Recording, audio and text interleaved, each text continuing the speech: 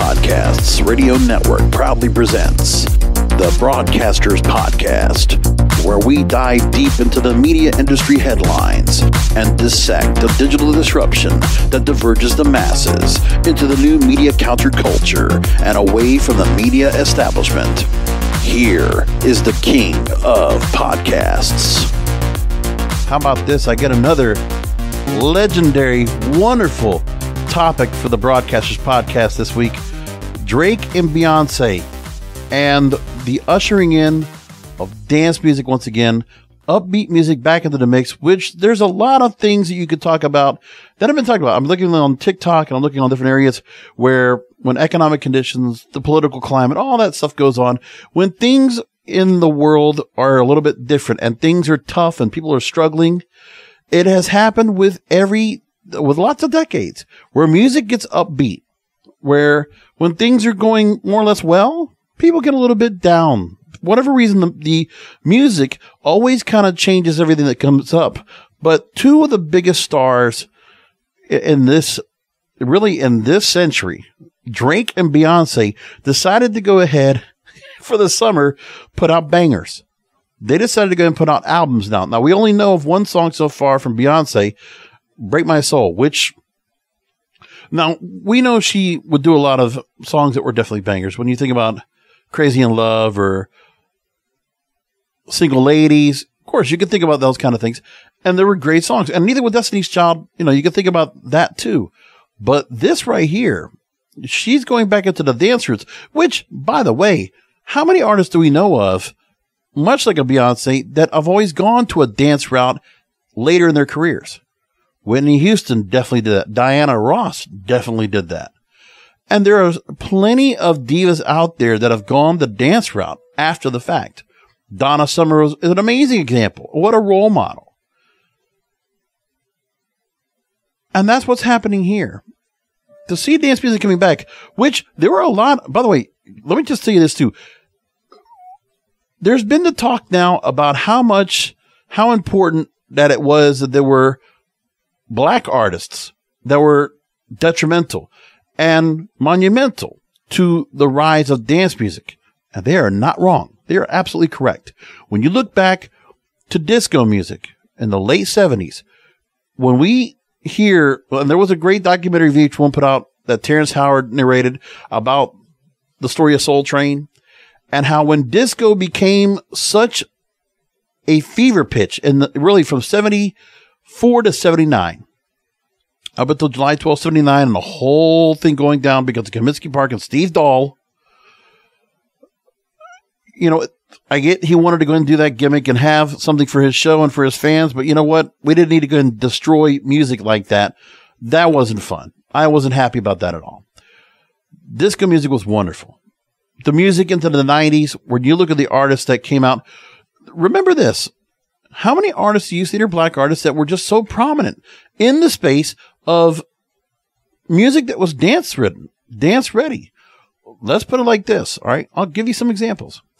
So into the 70s, you think of Donna Summer, and you think where Don Cornelius talked about that, yeah, disco was coming into play, that the disco ball and soul train on the set. But his thing was he was not going to go completely disco. He was going to go ahead and play the best black records possible. That's what he said. And he did. So you think about Sister Sledge, you think about Shalimar, and you look at McFadden and Whitehead. You think of Heat Wave. So many other artists, the Tramps. I mean, it wasn't just the Bee Gees. Disco had lots of great artists of so much diversity. Then talk about the Spanish side, the Latin side with Gonzalez and Patrick Hernandez. GQ. There were so many good artists at that time. Such a diversity. And also, when you talk about the LGBTQIA community, you talk about the black community, you talk about the Hispanic community, the diversity, equity, inclusion in the late 70s of music that brought everybody to the dance floor together. It's always great to see this camaraderie come together. This music always brings something special. Into the 80s, you really saw early 90s when you think about house music And house music derived from Chicago. Frankie Knuckles, The Warehouse. You've heard the story. House music did derive in Chicago. I remember reading the book or listening to the book, a DJ Saved My Life. Comprehensive about how you saw what was going on in Chicago and how house music was so instrumental. And it doesn't matter what stations you were listening. WGCI, which is the Heritage Urban Station there, 107.5 FM. And I listened to an air check from 1986 in the heyday of Chicago house music. And I'm hearing music from New Shoes. And I'm hearing Doug Banks playing on the air and Tom Joyner and, oh my God, Bob Waugh. There was so much good talent there and then so much good music going on that was in the mix. Alexander O'Neill. It was just, music was just good, danceable, upbeat. But then at night they would play the house music and you would hear Jungle Brothers and you would hear, Cybertron and all this stuff. It was great. African Bambaataa. Let's not forget a house classic with Planet Rock. I mean, I think of Planet Patrol, Play at Your Own Risk. And I think of Shannon and Let the Music Play. Think about all this. Not to mention over when it comes down to, down here in Miami, the word dance also very much thrived. And then it made its way to Europe and just completely changed the whole dynamic. Because then electro came from disco, but then house music wasn't as much as was. But then in the 90s, changed. You know who was actually a prominent dance artist? Seal. Before you heard Crazy and Kiss from a Rose, Seal was, along with Adamski, on a song called Killer, which was an amazing song. Actually, I got to add that to my list. I forgot about that. I need to add it to my playlist on Soundtrack of Sound Florida. On Spotify, by the way. Then you have how many well, by the way, and then you're seeing the likes of Farley Jackmaster Funk. I should have brought him up into the mix of Chicago house music. But then you see this turnaround, and you're seeing dance music, Soul to Soul, Snap. You think about Robin S. You think about Real McCoy. Man, there's just so many artists I could point out. Two Unlimited, which was more of like it was kind of a more of a mulatto type group, but they were Dutch, but there was like some Spanish component to them as well. That was, all that music was just spectacular. You think of Mark Morrison, Hathaway, all of that. It was fantastic music. But I'm not talking about the part of where it has to be, it's just black artists. It's urban. So the term urban, which was noted by Freddie Crocker of WBLS fame back in the 1970s, urban contemporary. The urban artists crossing over to dance. And that's happened definitely in the 2010s and the 2000s. When you think about Kelly Rowland working with, was it David Guetta, I think it was? And David Guetta working with everybody when it comes to, he's worked with Missy Elliott. He's worked with Nicki Minaj. And then I think about, there's other artists that I really don't have off the top of my head, but like the Renaissance, just the phase of having dance music brought into the phase and being brought up here, that is just spectacular. It's that thing that when you have that kind of music back out there, dance never died. Okay. Disco is kind of still around. Like right now, when you're starting to hear artists in Europe, especially Eurodance is full of these kind of artists. And there are plenty of artists of various backgrounds, genders, persuasions, all of that. The diversity, equity, and inclusion has continued to this day because of the music and dance overseas in the UK. It's prominent and it's wonderful. And so those things right there are, dance is very much respected over there in the UK. And even the rappers are starting to put out bangers now that are upbeat, up-tempo hits. Because it's just the change of the dynamic. When you start feeling in music, this just changes direction. We've had a lot of slow songs for a long time. Taylor Swift, Olivia Rodrigo, dominating the charts. And then there's been other artists that have come out with a lot of ballads and things like that. The Lawrence Spencer Smiths of the world and all this. The great music. You think about Louis Capaldi. Man, he shined during this time. Ed Sheeran to an extent. And I'm just saying to myself, look at where we are now and the music that we have. Like it's fine to have the music that we have and it really just stands out. But if it's slow and it has melodic and it's got a ballad and it's got a good sound to it, and there's just great lyrics, that's wonderful. But dance music has always been crucial to the space. So to see that interjected back into pop music and even the urban music, by the way, when dance music was very prominent in the early 2000s, okay, when Pharrell Williams and the Neptunes, they decided to start putting out records along for the pop artists, okay? Britney Spears, I'm a Slave for You, and Justin Timberlake's Move Your Body, those were played on urban radio. When Madonna put out music, I heard Madonna's music on 99 Jams. That's a Heritage Urban Station. I'm like, what? Madonna music is playing on 99 Jams? Are you kidding me? I had to ask myself, did I just pinch myself? Did I just hear that? But that's a normal thing. To hear dance music on an urban station, if it's good, it's got a groove to it. If the artist is like so well respected, hey, if it gets people to the dance floor, let's go. Let's go. I'm serious, man. There's so much to be said about this. And there are detractors that we're going to talk about that are upset that rap is being kind of taken hostage now by these major legacy artists deciding to go dance. Drake really dropped a hammer on this new album, Honestly Nevermind, which I've not heard the whole thing yet. But it's not just dance, it's dance hall. A different feel, because he's always had reggae beats. You think of One Dance, you think of Lemon Pepper Freestyle, all those songs, wonderful songs, awesome songs. I mean, just think of Views in 2016 and how much that came from that. And then Scorpion in the same way. Great stuff. So now we're here, and there are certain rap artists, legacy rap producers and all, and other rap artists that are actually coming in and making their comments about what's going on here. But it's not, listen, rap music has kind of been in a steady decline for a while now. There are some good artists out there, don't get me wrong. I mean, Drake did put in 21 Savage on a song called Jimmy Cliff's, banger of a song, by the way. And there are artists out there, like, listen, Young Boy Never Broke Again. He can hit every so often on a record that does really well, and I can enjoy it. I think of Polo G, who's been really good. I think of Lil Baby, who's really good. DaBaby before he got himself into trouble. Travis Scott before he got himself into trouble. But that's part of the thing, too. Some of the controversies taking some of these major rappers down. And then others have wanted to take time off. Megan Thee Stallion talking about taking time off. And, you know, there's others that are out there, but like the rap game is dwindling a little bit.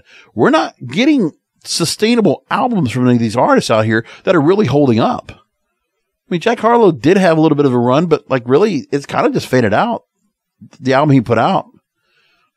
But everybody else with rap music, it just kind of just stays there. And then also, you know, we don't like the fact that we're seeing lots of, you know,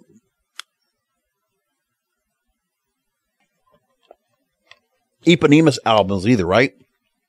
When I have to hear about other songs charting from Juice WRLD or XXXTentacion, that's not helping either. Or Pop Smoke. Like, that doesn't help either. But the rap game is suffering right now. People don't talk about it all, but rap has been hurting for a long time. Which is why I talked about a few months ago that UK rappers are starting to step up. When Coachella was going on, I made the point. I made the argument that UK rap is starting to come out better. But then even they are looking to try to find ways to keep themselves relevant because they can't go the route of what their counterparts in the U.S. are doing. They can't do it. So there's a lot to go ahead and unpack here. Let me see if I can get it done in an hour, because really, there is a lot. I might even go a little bit over tonight because there's so much to cover. But I'm going to go through it real quick and let you know of all that's going on, because we're going to break down everything when it comes to this renaissance, this new decade of dance that has been created as a result. So why are we talking about this? This past week, Honestly Nevermind, the news album by Drake, released and dropped unannounced, just came out impromptu. And I'm pretty sure that on the official chart this weekend on BBC Radio 1, this album bomb is going to go crazy on that chart. So there's going to be a lot of songs from Drake that will flood that chart this weekend, or tomorrow as I record this. And then Beyonce, her album comes out next month in July, and that will also just devastate, because it will not be some of the really, you know, the feminine political charged kind of records that she's done. It sounds like this is not the case. She's doing something much different. This is like more conceptual for both, which, hey, please do conceptual. We like seeing a change up, especially legacy artists that will kind of break away from the mold that they have and continue to evolve their styles, which is what everybody does. Every good artist has always changed their style and moved forward, which is wonderful. And I'm glad to see that. Now, we start off with Rolling Stone. Let's talk about now why Drake and Beyonce would like you to dance right now. And so they put out a story and they said that the musical vibe shift is here, decreed with near simultaneity by Drake and Beyonce last week.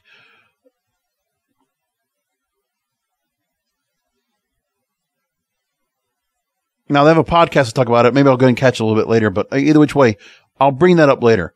But that's the first thing they talked about here, was literally, they said it right here, house music is back thanks to Drake and Beyonce. They've proclaimed it, Rolling Stone. That's the first part. And then we move along into the revival of 90s house music. And BBC.com talks about this. And their music correspondent. Now, in her new single, Break My Soul, Beyonce announces, I'm on that new vibration. I'm building my own foundation. Going back to the diva house movement of the 1990s, deep grooves, soaring melodies, and insistent 4/4 beats. 4 on the floor. She shares writing credits with Alan George and Fred McFarlane, composers of the Thomas House classic Show Me Love for Robin S., which, by the way, the writing credits are because you can hear a definite interpolation of Show Me Love, which, I mean, I can still listen to that song today over and over. Love for Love, Robin S. was fantastic. That song was, oh my goodness, man. I must have listened to that so much in 94. What a crazy song. It was so, so awesome. Break My Soul neither samples nor quotes the song, but it simply uses the infamous Korg M1 keyboard. But she's always been careful to acknowledge the black creators who have influenced her. So I love that she's seen Robin S. as a mentor, as somebody to appreciate their craft and what they did, that she likes dance music. And I always thought that she did. Annie Mac, who was formerly a major dance DJ over on BBC Radio, she writes Beyonce on house. Come on. And then you're seeing DJ Nitty Gritty. Beyonce just dropped a Korg M1 organ house inspired song. Then there's others. And the release comes a couple days after Drake's similarly club-inspired new album, Honestly Nevermind. By the way, if he's spending so much time in Miami, I would not be surprised that the inspiration for being there and Jamaica probably have inspired him and persuaded him to put music like this out there. So the question is, why now? Now, by the way, there is an all-star cast of house and electronic producers that he's using for the album. We're going to talk about that in a little bit. We'll break down who those people are. Gordo, Rambuck, Black Coffee, and Alex Lustig. Now, Beyonce has not put an album in 6 years. And the answer they say is the pandemic. So like Lady Gaga and Dua Lipa before them, Drake and Beyonce are eulogizing the redemptive power of dance in an unrecognizable world. She also says in the song Break My Soul, I just quit my job. They worked me so damn hard. And then she talks about urging listeners to release the stress and release your mind before a gospel choir turns over the song's ecstatic climax. This is good. With all the isolation, Beyonce said in a recent interview about her forthcoming album, and injustice over the past year, I think we are all ready to escape, travel, love, and laugh again. I feel a renaissance emerging, and I want to be part of nurturing that escape in any way possible. Amen. Can we do this? Can we get more artists to jump on this bandwagon? This is wonderful. This is when the mainstream actually does something right. When we have this music here, and I want this to spurn, and I want this to fester, a great renaissance of dance. I want dance music and the clubs to get back hot again. Just like it was before. All the Euro dance, I want that to get a chance to get heard over here too. Because it's been, it's been held back a little bit. Let's get Chris Brown out there. Let's go. Let's get Jason Derulo back up out there. Let's get it going. I want all that music back. Give me the dance music. I want the beat. I want rhythm. I'm from Miami. Well, not Miami, but I'm from, South Florida. In the clubs, we all listen to the dance music. We all enjoyed freestyle. We enjoyed house. We like dance and every kind of dance music that came with it. Techno, Euro dance, jungle, bass, Goa, psychedelic, all of it. It was wonderful. bring that all back. Let's get it back to the forefront. Let's get the DJs back up there as well. Because, it'd be nice to go and see some crossover once again from the Calvin Harrises, the Jax Jones. The David Guetta's always been getting his play over here. And then there's always other DJs over here, Regard and Lude and all these other ones that are out there. So Drake's album is more concerned with relationships, but even promises to, quote, throw a party a day for my day ones while bragging on a night out. This is a different mode. So there's dozens of different genres they could have chosen to soundtrack their dance floor escapades, but both are smart enough to know the extra cultural weight that house carries. The story of house, if you didn't know what it is, it emerged in a Chicago venue called The Warehouse, initially operated as a members-only club, exclusively almost frequented by Black and Latin American gay men. House pioneer Jesse Saunders said, quote, it wasn't meant for straight people at all. We're talking the 70s. When you're young, Black, Latino, and gay, you have no place in Chicago because Chicago is one of the most segregated cities in the country. It's not the world. Nobody wants you in their club. Nobody wants you partying. So they built their own just for gay men, not even gay women. But this is the 70s. So disco was also part of this, but it was house music that was changing as it was home. The club's star DJ was Frankie Knuckles, who would use a reel-to-reel tape to create loops and pause button mixes of his favorite disco tracks, making them last a little bit longer. Taking disco and moving forward for it. The music's sexuality was blunt and blatant, wrote Bob Stanley in his book, Yeah, Yeah, Yeah, History of Pop Music. That rush to orgasm was clear in its ebbs, flows, and jump cuts between dark chords and uplifting piano breaks. Unlike disco, this wasn't made by musicians. It was made by clubbers for clubbers. And by the late 80s, it had broken out of underground clubs, made its way onto the pop charts. You have groups like Inner City, Pet Shop Boys, and Madonna. Her house anthem, Vogue, became a worldwide #1 hit in 1990 on the Billboard charts.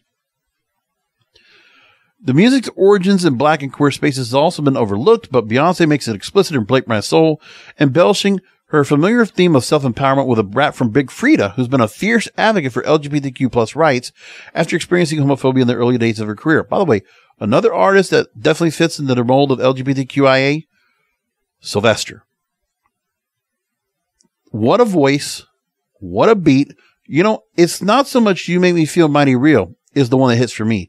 It's dance disco heat. With the 2 Tons of Fun, Martha Wash, let me tell you, that song just hits different.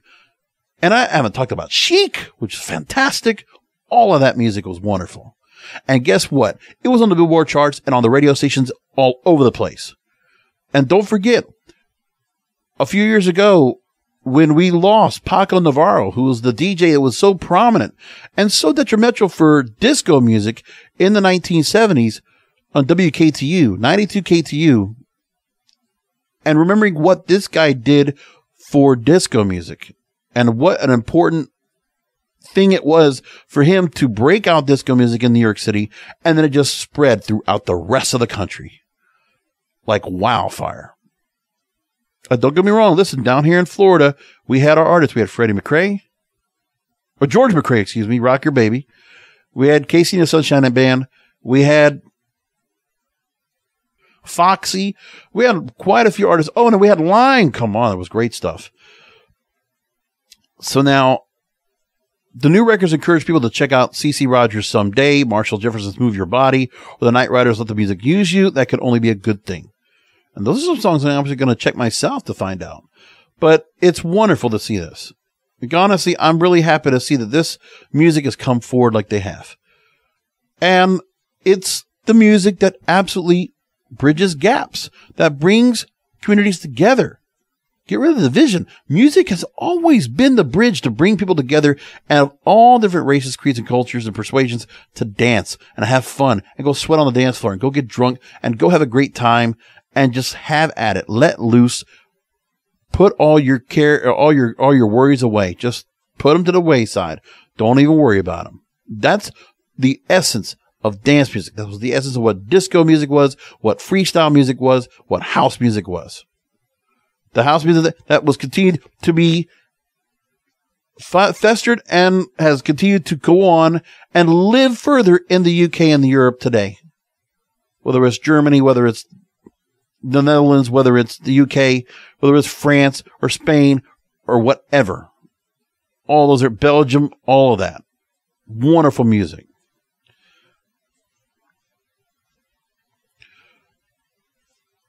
Now, in this, we're going to talk about Drake's album first, because we have him out first, and there's a whole lot that's been written about this so far.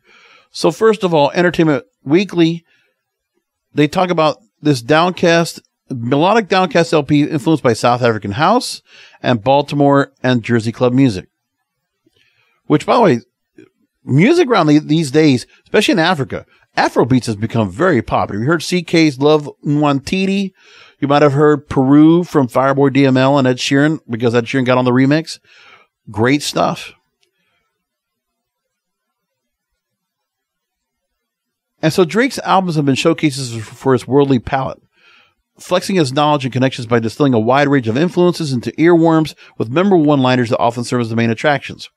His breakout mixtape So Far Gone brought together chopped and screwed rap, 90s R&B, and Europop.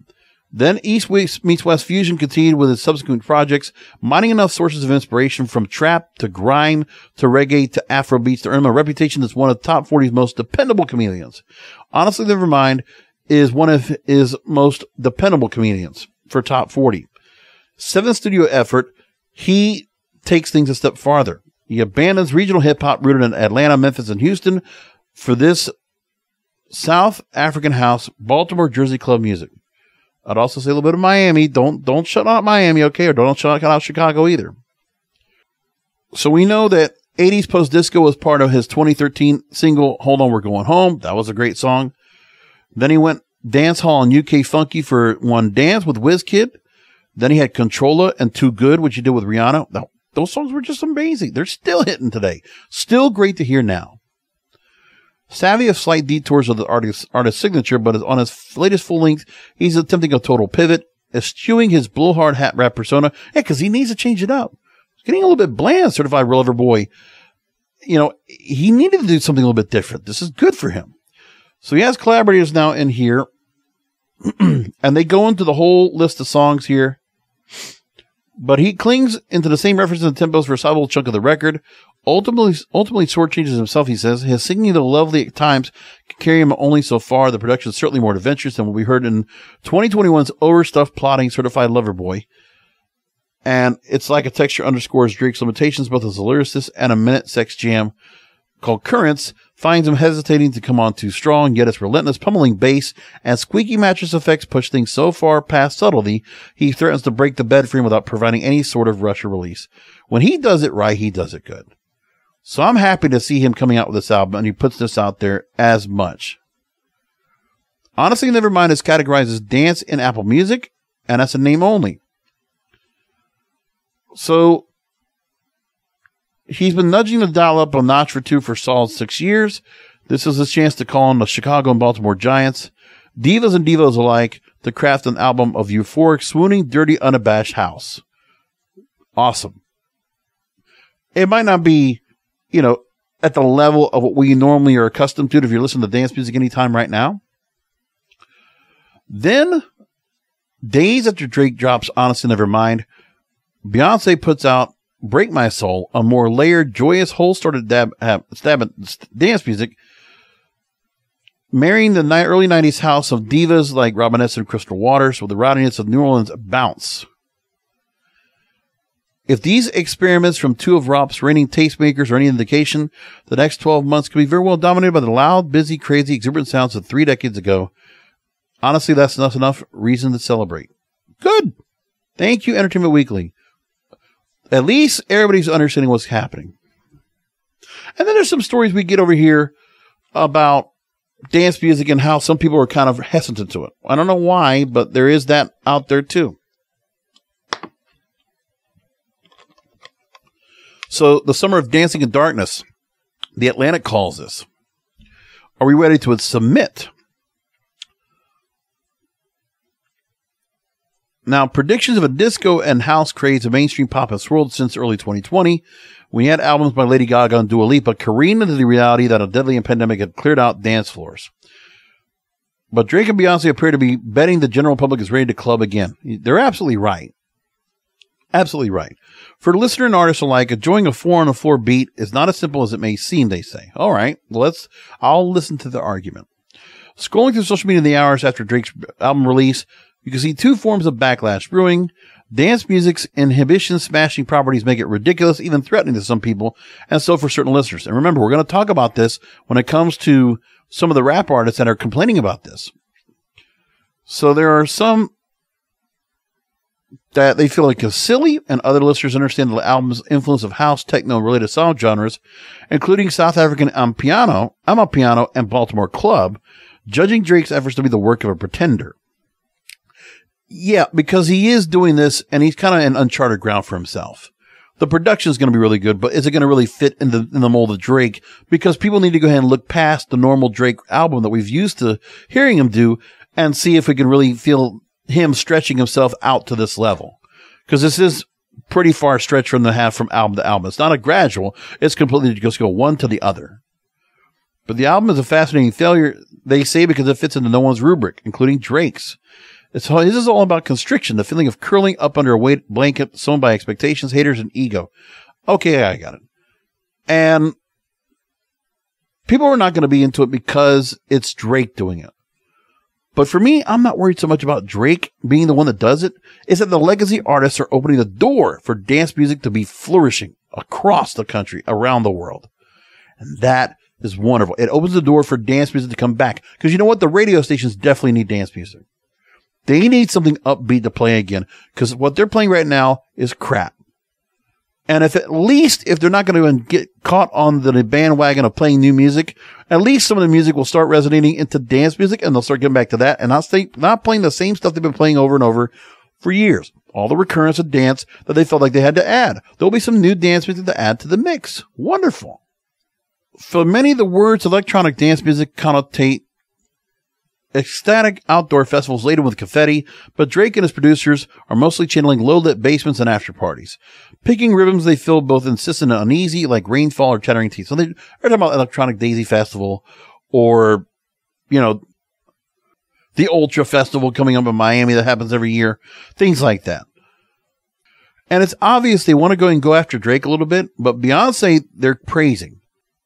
So when they talk about the frenetic, grin-inducing Break My Soul, the song is unmistakably the product of tight control, not release. One of the canniest superstars in the world is straining to get highly fractured public moving to the same rhythm once again. The rhythm is familiar in a few different ways. The production team of Tricky Stewart, The Dream, and Beyonce conjures a tight, snapping groove like the same trio used on the 2008 smash Single Ladies Put a Ring on It. Most notably, Break My Soul features a keyboard riff so clean and commanding that it sounds like what one might imagine God's own ringtone to be, evoking Robin S.'s Show Me Love, which defined the sound of house music in the public consciousness. This sensory bonanza surrounds lyrics about burning out on your job, quitting and finding a new sense of purpose, and an inspirational message well timed for America's supposed great resignation. Now, they go on with their message here, politically driven message. They say that calls for resilience have long coursed through house music, befitting its origins in places where black people, queer people, and working class people have found refuge. In the past decade, dance pop fell out of favor on the Billboard Hot 100 as a different music rooted in survival on the margins of came to rule hip hop. Drake's taciturn memoir of an album and Beyonce's socially conscious celebration of a song both sound like they're trying to access the fantasy and the freedom of a rave without seeming naive. Exciting as their music can be, they can't make us unlearn a key lesson of the past few years. When we connect with others, it's always a risk. That's not true. That's not true. We want the music to connect. We want people to get together. What risk? What, another Steve Dahl coming in and destroying, records again? That's not going to happen. There's always going to be backlash of people having fun and enjoying themselves.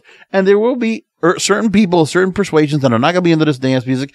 But right now, what else do they have to listen to? Like, we used to have rock music that was so prominent, and the rock people didn't like disco music. Well, what do they listen to now? Country? That's a different genre altogether. What are they going to do against pop? No. It's a different time. I mean, there should be enough acceptance now in the culture to let music be along what it is. Like, this is a renaissance of like what disco music was. We should have this come back again, just like it was before, and let it be prominent. And by the way, you want to know the reason really that everything kind of changed when it came to music. The Billboard Hot 100 in 1991, November 1991, the American Top 40 Countdown decided not to carry the Hot 100 as it was and count the 40 songs off the Hot 100. They decided to go to the mainstream chart.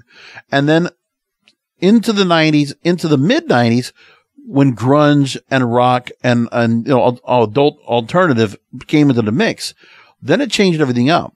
And rap and hip hop would be in its own genre. It would be split up when it should actually be part of the mainstream. CHR should not be CHR because that's just watered down pop. It should be top 40 where it encompasses other songs that can cross over into the mainstream. What needs to happen here is this music from the urban contemporary side, from the side here of these artists and other artists that will follow suit pretty soon. By the way, dance music has already been caught on. We talked about that here on the program too.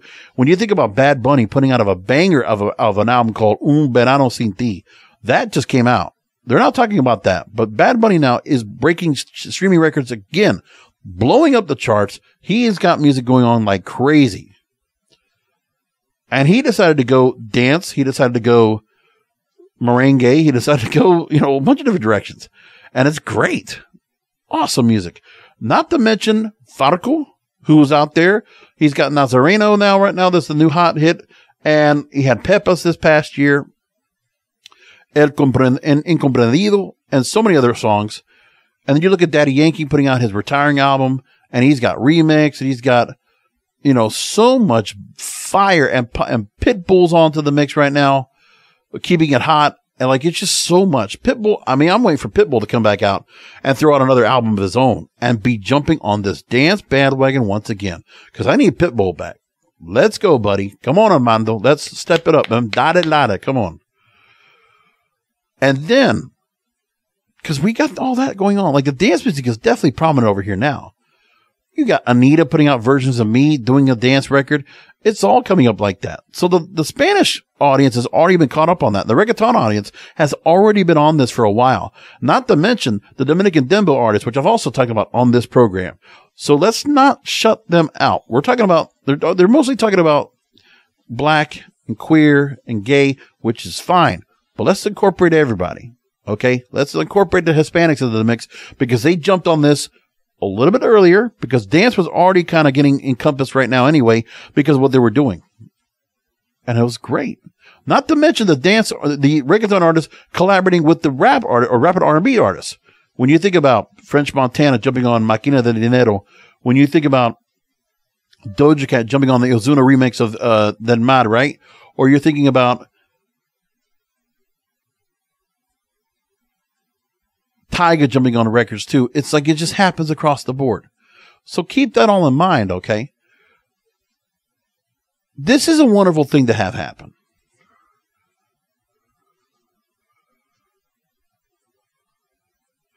Now, I'm taking from a story from Los Angeles Times that also reviewed Drake's Honest and Nevermind. Certified Lover Boy fell slightly out of sync with the pop culture zeitgeist. It did spin off a couple series of durable radio hits with Way Too Sexy, which did go to number 1. But the music did not really take over TikTok and social media in the manner of a modern smash. But Drake basically is doing a reset here.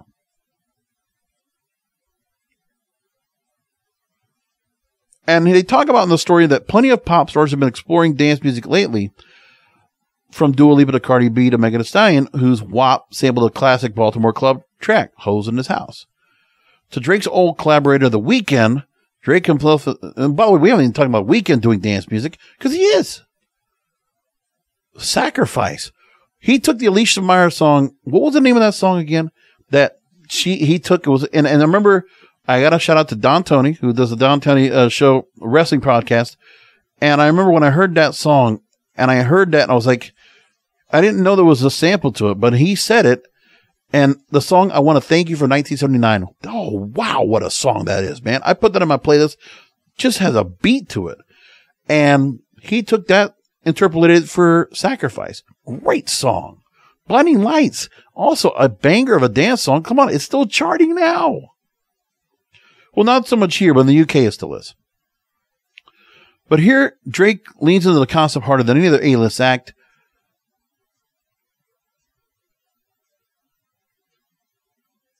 There's more than one song that recalls Post missing everything but the girl, Drake is toying with hip-hop's evolving ideas about masculinity, beguiling to hear pop's preeminent solipsist engage with grooves and textures traditionally geared to communal purposes.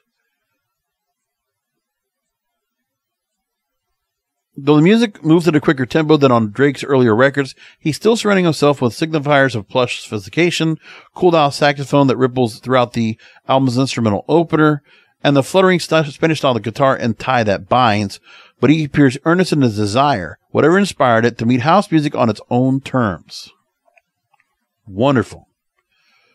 This is all good stuff here. Now, more into what's going on with Beyonce and what's being said about ushering this new era of dance music. New Statesman wrote the story about this.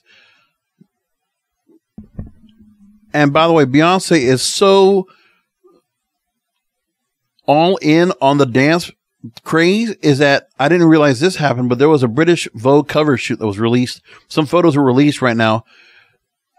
And she's sitting atop a horse, which is a not so subtle nod to Bianca Jagger in the nightclub Studio 54 in their heyday in the late 1970s, wearing an 80s inspired high collared gold sequin coat and perching atop a disco ball and a brilliantly obnoxious platform boots. The editor-in-chief of British Vogue, Edward Enenful, wrote the accompanying piece using just 2 quotes from the artist, but it was the shoot that spoke volumes. She was ready for a big night out. The album is going to come out July 29th. Skeptics would argue that tapping into dance music, a genre that instilled a new sensibility into nightlife over 3 decades ago, to hardly evolutionary, But Renaissance, a rebirth, a revival is just about right. And if dance has come back round again, who are we to argue?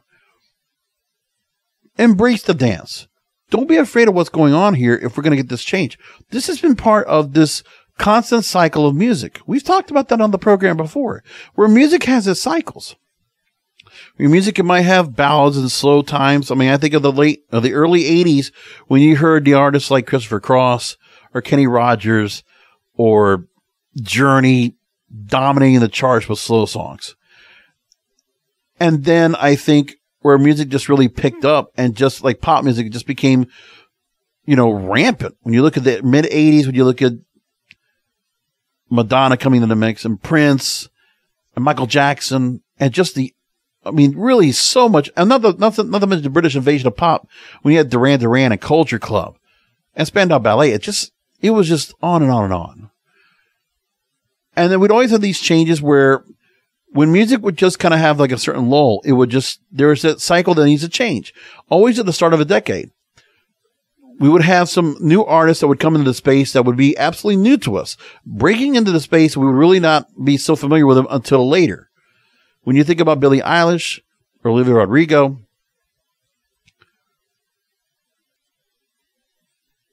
Doja Cat, I would put in that mix too. Like, there's all these new artists that come into space, and we're going to know about them for a long time. They're going to be in the culture. They're going to be in the conversation, in the mainstream for a long time, I feel like.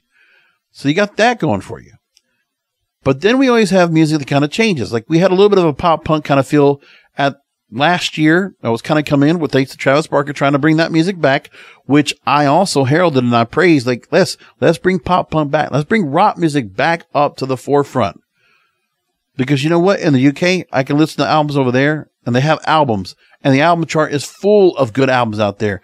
And it doesn't have to be that in the US. You can have albums that get noticed and recognized and singles off those albums, just like a traditional sense, but there are no rock stations to play them on because they're all playing classic rock. They're all playing 90s rock. They're playing the yesteryear because nobody's willing to go and play the new music if it's out there, if it's good. But we don't know how good it is. But we want to have time to go and hear it and get the groundswell up so we can actually hear something great. We want rock back. We want grunt. We want all that kind of music back. We want dance back. So I'm all into having a full kaleidoscope of music. Diversity, equity, inclusion should all be in the music. Because you know what? Music does bring people together. And I'm sorry the Atlantic is wrong. I want people to come together. I want this bond, this unity together over music. Let the music, let the beat, let the dance for it. Let's get people dancing together, sweating together, having fun together, loving together. Let's get it all back. Because I think it's a wonderful thing to have happen. But like I said, there are detractors to this. Now it's time to go into that part. Irv Gotti, Murder Inc. He's responsible for so many different artists that came into the fold that we got to hear. DMX, Jay-Z, Ja Rule, Rough Riders, Rockefeller, all that there. That was the time when it came out, 1998, and things just went super hot. Rap, after everything was going on, because remember, we had a number of different times of music. After Biggie and Tupac died, or were murdered, what we do know is that music, the rap game got open to change. Death Row was at his point, but then, you know, they had the break off where Dre left, and he was going to start Aftermath very soon into the late 90s and bring Eminem into the mix, into the mainstream. But then we had, 95 to 96, it was Master P and No Limit Records. And then after that, it was Cash Money Records. And then you think of Juvenile, and Lil Wayne, and Hot Boys, and Birdman, and all that stuff, right? And then at the same time, into the 2000s, then came Murder Inc. And Murder Inc. just was all over the place.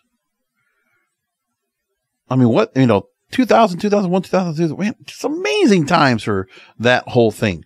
So at the moment right now, Irv Gotti commented about Drake's new album, Honestly Nevermind, because we know Drake is one of the biggest rap artists in the game right now. He's this generation's biggest artist in rap, arguably. So there have been people talking about it. Joe Budden and Vince Staples debated whether the album is signaling the end of rap. I'll bring that story up as well.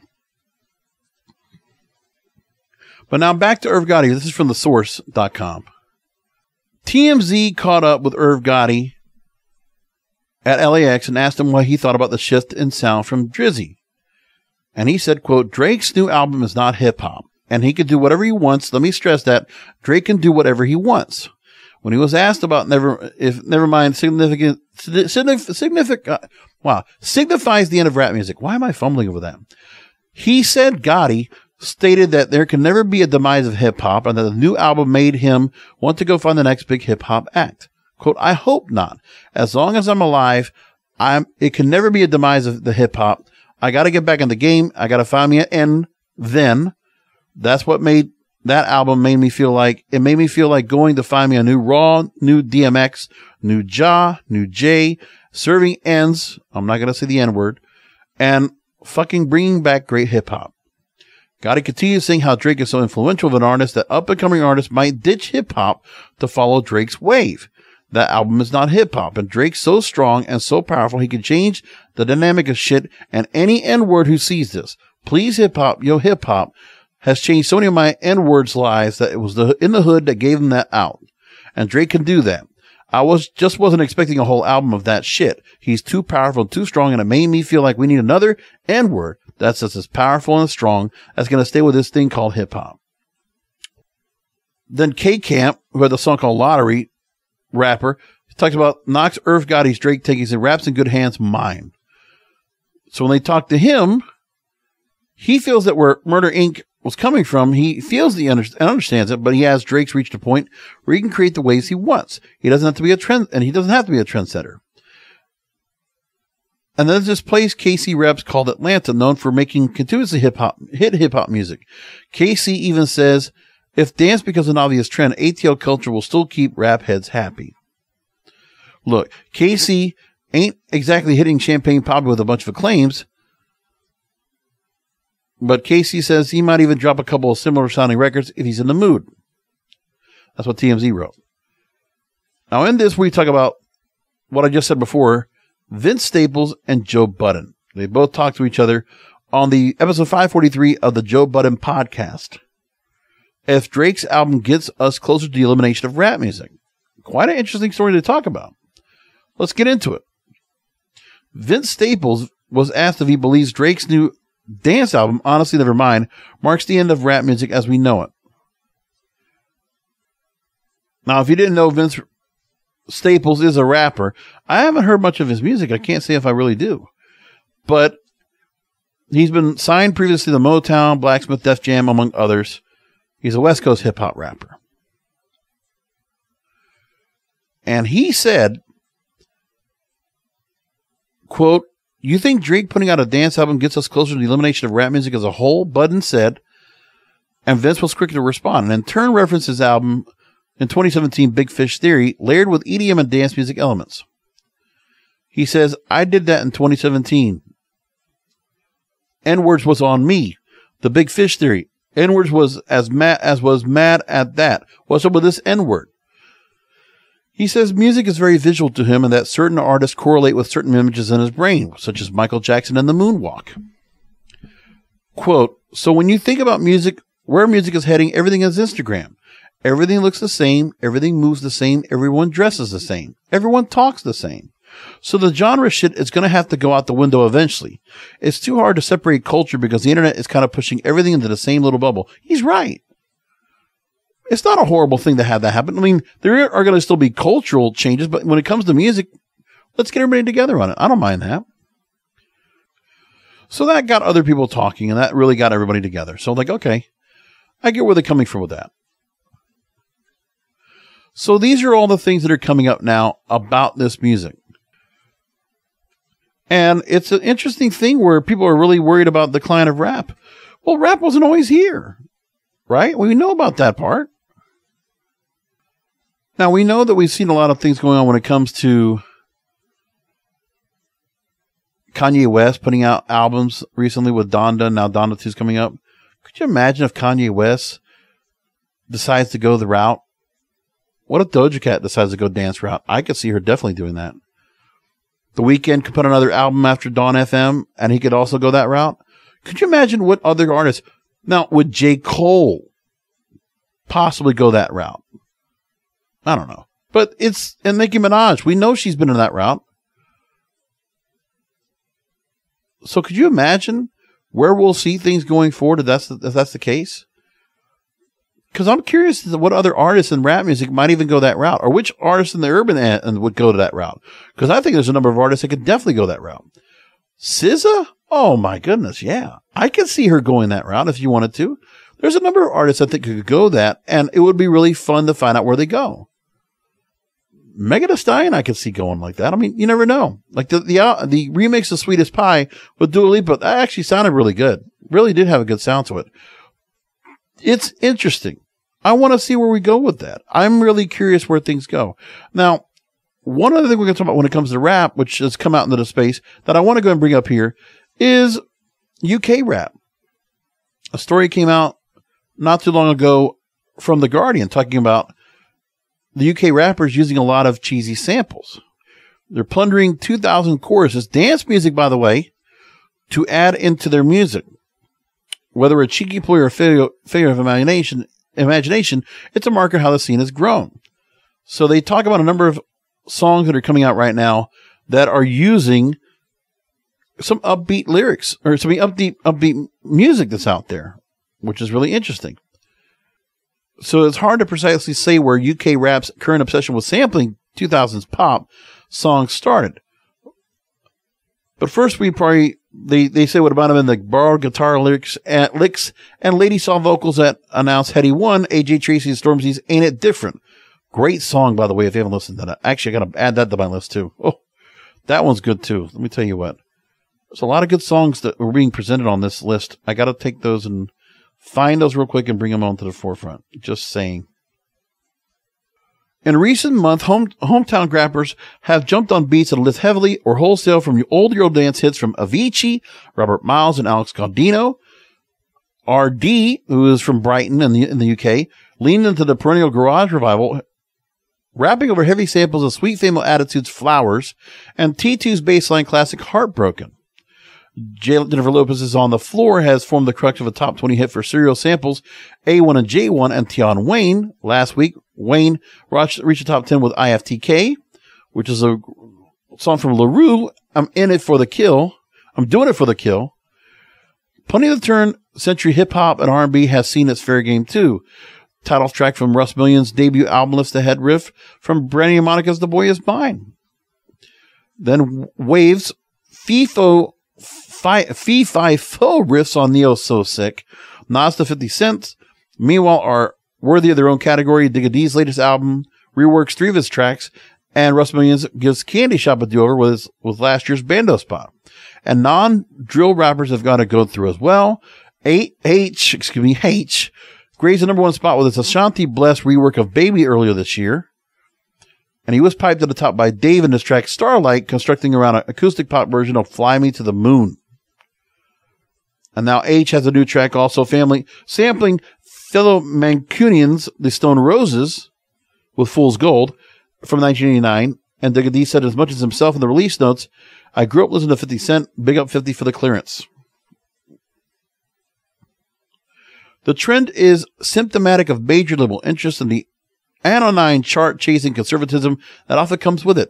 You don't have to cast your mind back too far to remember the corny dubstep beats produced for the likes of Britney Spears and Cher Lloyd after that sound first gripped people's ears. Today, at least, it's often artists born of the drill scene who are spearheading that chart domination, rather than faceless producers making drill beats for established pop stars. Another handy aspect of the drill craze for at least labels is they make money from the royalties if they own the rights to the original sample as well as a new song. And that's what it comes down to. Interpolation is made available. We've talked about that on the program. All of that. So rap across the board is going to incorporate dance into their music. And it's happened in the UK for a while. And now we're going to see it now with Drake and Beyonce. Which other artists are going to jump on the bandwagon? We'll keep an eye on it right here on Broadcasters Podcast. You know we're going to do that. You know, that's the show for tonight. I actually had other stuff I was going to bring up. I actually had a few other things on the list I thought I would go ahead and jump on in here and talk about. But let me see here. I had quickly, journalists sense turmoil in the industry amid continued passion for the work. I can hold on that next week. Then I have NPR Nested Research releasing the 2022 Smart Audio Report. I can hold that till next week. There is one story I want to bring up here, though, is the music licensors. ASCAP and BMI are going after the radio industry in the U.S., forcing them to combined rate. Let's go ahead and bring that up real quick. So there's the 2 major music licensing companies, the song rights collecting societies, going after the U.S. Radio Music License Committee, filing a motion with a court in New York seeking a single hearing to consider what royalty rates radio stations should pay the 2 organizations. So it's time for radio to start ponying up. Now, here's the thing. If this causes things where the older music they have to pay more royalties for, then there's a better chance they'll play more new music. So the manipulation might actually happen here. Because radio doesn't want to pay the money. They'll let the streaming services do that. But imagine if radio decides to go ahead and abandon some of that older music because the royalties are too much and they have to give up some extra cost. What happens then? That's what I'm looking at. So collective licensing, where large groups of copyright owners come together to license their rights. Highly regulated in the U.S., ASCAP and BMI are the 2 big societies representing the performing rights of songwriters and music publishers, regulated by the so-called consent decrees.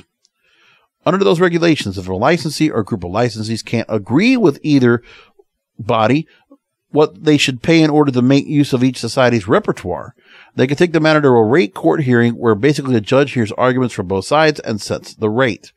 Which the rate's going to go up, and radio's going to have to deal with this. So there were 2 judges originally that were overseeing such hearings, one involving ASCAP and one involving BMI. When we had the 2018 Music Modernization Act, which I talked about on this program, made a number of reforms to U.S. copyright law, introducing a new system, which is the rate court hearing of a team of judges assigned to run the proceedings. So going on to this, they're saying that litigation filed today, according to ASCAP CEO Elizabeth Matthews, they said that is squarely aimed at reducing what the powerful RMLC, which is the Radio Music License Committee. And those radio stations, what they pay songwriters who are the lifeblood of the radio industry. This organization is weaponizing their market power to punish the songwriters whom it relies upon for its business. ASCAP will vigorously fight for the right for our members to be paid fairly. And then the same thing goes with BMI. They said the same thing, vigorously oppose the improper joint action and look forward to establishing the significant value of the BMI repertoire to radio before the BMI rate court. So this is another story to follow along with as well, which means radio is going to have to start paying up. and musicians are going to get more of what they are supposed to get. It will never be enough, but radio doesn't have the money for this. What are they going to do? This is why I talk about constantly what they're doing with these stations. There's a lot of different ideas I brought up in this program. I wish radio would take some of them, but I feel hopeful as we finish up this program. I can't wait for dance music to flood all over the place. We're just going to get started this summer. And by the way, if you haven't heard, there's a lot of great dance music to go listen to and find yourselves into. Oh yeah, you know what? I forgot one of the story I was going to bring up. The producers that were working on Drake's album. Let me pull that up real quick because I forgot to bring that up. That was the one story I forgot to bring up. I'll bring it up right now so I don't forget. First of all, he picked up And Me and Rampa. They're Berlin-based. And they major single they had on here, Falling Back, gives a deep house simmer, laying a sexy, deceptively complex foundation. They're delivering the same sleek vibes to transcending dance floors. And their current residency is at House and Techno Mecca Ciro Loco at DC-10 in Ibiza and Miami's Club Space, which I'm sure Drake has gone to Miami's Club Space a few times before. Alex Lustig is also on this. He's worked with artists like Machine Gun Kelly, Young Thug and Gunna. Black Coffee was on the album here. A South African producer who won the Grammy for Best Dance Electronic Album for his LP Subconsciously. He has production credits all over the place for a number of songs right now. Then you have Rai X, who's previously collaborated with many fellow dance artists, including Black Coffee and Kina Music, Australian-born Black Coffee and Kina Music. And Rai X is a true chameleon of the global electronic scene, releasing his solo album Blood Moon the same day Honestly Nevermind dropped. Then there's Govey, who's been a long-time fixture in Toronto's underground music scene, electronic music scene, producing tracks for artists like Nicki Minaj, Sabrina Claudio, and Drake, and also worked on Certified Lover Boy on the song Race by Mind. So those are the artists he's working with. Those are the producers he's working with on this new album. Dance music is alive. Dance music is back. Let's keep dancing. Let's get back into it. Let's bring people together. That's the message. So I hope you enjoy this program. I really enjoyed bringing this to you tonight. And come back for another Broadcasters podcast next week. Remember to go ahead and please rate and review the show. Look for it on Apple Podcast or on Spotify. Please put a 5-star rating. Leave a review there. Let people know about it, that you love this show. Or please put a comment on the YouTube channel if you're catching this on YouTube. Thank you for listening to this tonight. I really appreciate all of you. Till next week, remember that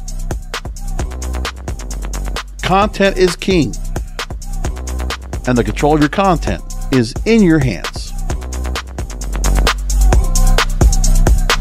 Thank you for listening to the Broadcasters Podcast. Find all the links to subscribe to the show by going to broadcasterspodcast.com.